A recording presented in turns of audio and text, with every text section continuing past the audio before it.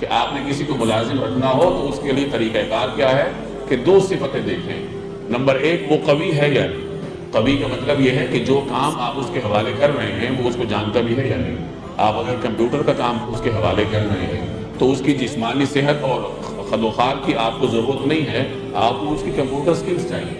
تو آپ نے وہی دیکھنی. باقی اس کا عقیدہ کیا ہے، اس کا مذہب کیا ہے، اس کا مسلک کیا ہے، یہ اس کام سے کوئی تعلق نہیں رکھتی. بس آپ نے یہ دیکھنا ہے کہ جو کام میں اس کو دے رہا ہوں اس کام میں اس کو مہارت ہے یا نہیں. اور دوسری بنیادی چیز آپ نے یہ دیکھنی ہے کہ اس کے اندر امانت داری ہے یا نہیں. بسا اوقات مسلمان ہوگا لیکن امانت دار نہیں ہوگا، اور غیر مسلم ہوگا لیکن امانت دار ہوگا. تو ایسے بھی کچھ مناسب ہو سکتے ہیں جن میں آپ کی ثوابدید یہ ہوگی کہ مسلمان سے زیادہ غیر مسلم امانت دار ہو. تو وہاں بھی آپ کی دیانتداری کا تقاضا یہ ہے کہ آپ اس غیر مسلم کو وہ مقصد دیں، کیونکہ جو مطلوب صلاحیتیں ہیں وہ اس کے اندر ہیں ہر اس آدمی کے لیے جس نے کسی کو ملازمت پہ رکھنا ہو. یاد رکھیے، آپ کسی کو ملازمت دیں تو یہ آپ کے پاس ایک امانت ہے.